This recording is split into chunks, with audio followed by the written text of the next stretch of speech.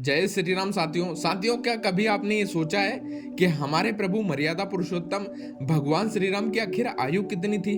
जब वो युद्ध रावण से कर रहे थे तब उनकी आयु कितनी थी? जब श्री राम ने अपना देह त्यागा था तब उस समय उनकी उम्र कितनी थी? क्या सचमुच रावण की उम्र करोड़ों वर्ष की थी? और हनुमान जी की उम्र के बारे में जानकर तो आप हैरान हो जाएंगे। वही विभीषण, मेघनाथ, कुंभकर्ण और शूर्पणखा की उम्र भी आपको हैरान कर देगी।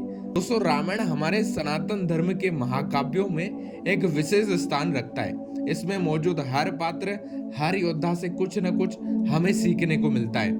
और रामायण महाकाव्य हमें बुराई पर अच्छाई की जीत को दर्शाता है। और आज के इस वीडियो में हम जानेंगे रामायण के मुख्य पात्रों की आयु के बारे में। दोस्तों, मेरा नाम संतोष यादव है और आप देख रहे हैं द डायमंड टॉक। वीडियो में आगे बढ़ने से पहले आपसे निवेदन है कि यार अभी तक आपने हमारे चैनल को सब्सक्राइब नहीं किया है तो सब्सक्राइब करके सपोर्ट जरूर करिएगा, क्योंकि सनातन धर्म से जुड़ा हुआ हर वीडियो मैं आपके लिए लेकर आता रहता हूँ। उम्मीद करता हूँ कि आपने वीडियो को लाइक कर दियागा और कमेंट में जय श्री राम जरूर लिख दीजिएगा। तो चलिए वीडियो में आगे बढ़ते हैं और सबसे पहले बात करते हैं रावण के बारे में। रावण, आप शायद कल्पना भी नहीं करेंगे कि रावण की उम्र कितनी थी। दरअसल वाल्मीकि रामायण के अनुसार जब रावण विश्व विजय पर निकला था तो एक समय राजा अरण्य से उसका भयंकर युद्ध हुआ और उस युद्ध में राजा की मृत्यु हो गई। परंतु मृत्यु से पूर्व उन्होंने रावण को श्राप दिया था कि मेरे ही वंश में एक ऐसा श्रेष्ठ पुरुष उत्पन्न होगा जो तुझे पुत्र, मंत्री और सेना सहित युद्ध के मैदान में मार डालेगा। अब ये इस बात का प्रमाण है दोस्तों कि रावण और भगवान श्री राम के बीच कई युगों और पीढ़ियों का अंतर था। दोस्तों, कहते हैं कि रावण ने समूचे ब्रह्मांड को जीतने के लिए कई हजारों वर्षों तक भगवान शिव और भगवान ब्रह्मा जी की तपस्या की थी और उसके बाद कई सारे राजाओं को जीता भी था।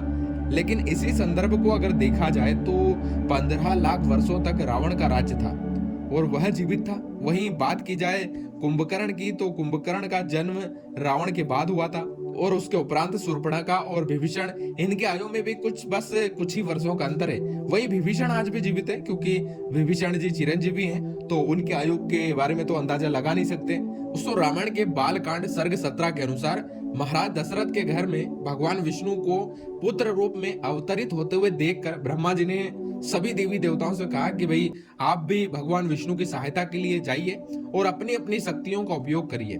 और सभी ने अपनी शक्तियों का उपयोग करके अपने अवतारों को जन्म दिया। दोस्तों, कहते हैं कि ब्रह्मा जी ने सबसे पहले इस ब्रह्मांड में अपने मुंह की उपासी से श्रेष्ठ भालू यानी जामवंत जी को उत्पन्न किया। वहीं अगर रामायण को आप पढ़ेंगे, मधु और केटव जो कि स्वयं भगवान विष्णु के कान से उत्पन्न हुए थे, उन्होंने गर्जना करते हुए सीधे तौर पर ब्रह्मा जी को चुनौती दे डाली, जिसकी वजह से ब्रह्मा जी बेहद हैरान और परेशान और घबरा गए। और उसी समय जब ब्रह्मा जी को पसीना आया तो उनके पसीने से जामवंत जी उत्पन्न हुए और जब जामवंत जी उत्पन्न हुए तो उस समय ब्रह्मांड का सृजन भी नहीं हुआ था, कुछ भी उत्पन्न नहीं हुआ था, न कोई युग का निर्माण हुआ था। तो इसीलिए उस समय उनकी आयु का अंदाजा लगा पाना बेहद मुश्किल है। लेकिन कहते हैं कि उन्होंने भगवान विष्णु के मत्स्य अवतार से लेकर भगवान श्री राम के अवतार तक उनको देखा है। साथ ही उन्होंने द्वापर युग में भगवान श्री कृष्ण के साथ भी युद्ध लड़ा था, जहां पर उन्होंने अपनी पुत्री जामवंती का विवाह स्वयं भगवान श्री कृष्ण से कराया था। इसके बाद उनका एक नाती भी हुआ था और जिसका नाम सांब था। वहीं अगर बात करें जटायु की तो जटायु तो इतने महान थे कि उन्होंने स्वयं रावण से सीधे तौर पर युद्ध किया था। जब रावण ने ब्राह्मण का वेश धारण कर माता सीता का हरण किया तब जटायु ही थे जिन्होंने सीधे तौर पर उनसे युद्ध किया था। रामचरितमानस के अरण्य कांड में इस बारे में विस्तार से लिखा हुआ है कि जटायु की उम्र लगभग 60,000 वर्षों से भी अधिक थी। लेकिन अब जानते हैं कि आखिर भगवान श्री राम की आयु कितनी थी।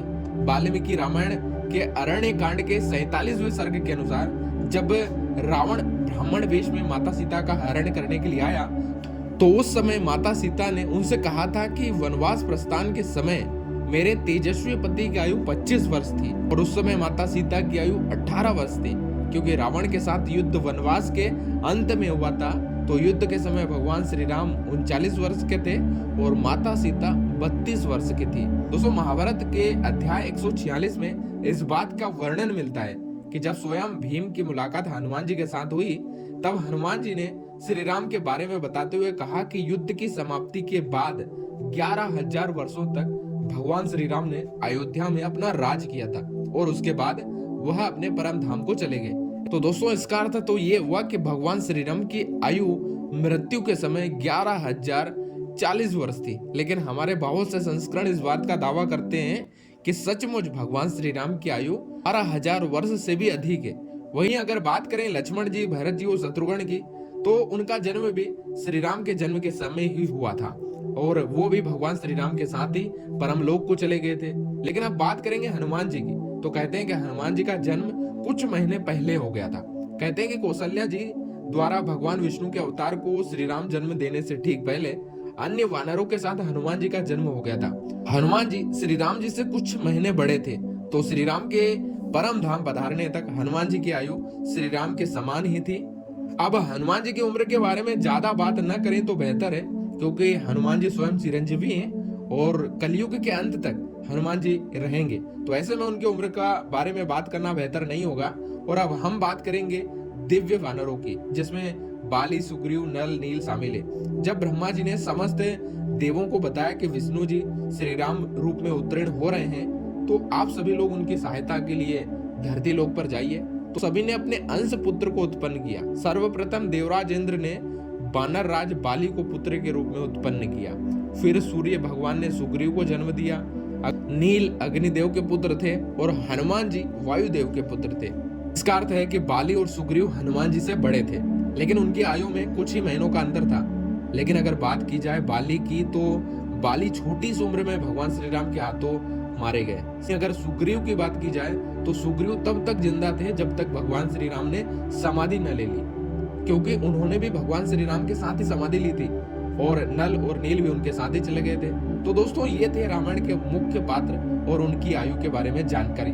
मुझे पूरी उम्मीद है कि ये वीडियो आपको बहुत पसंद आया होगा। अगर वीडियो पसंद आया हो तो इस वीडियो को ज्यादा से ज्यादा शेयर करिएगा, वीडियो को लाइक करिएगा, कमेंट में जय श्री राम लिखिएगा और हाँ, सब्सक्राइब करना मत भूलिएगा, वो जरूर करिएगा। तो मिलते हैं फिर से किसी खास वीडियो में, तब तक के लिए आप सभी लोगों को जय श्री राम।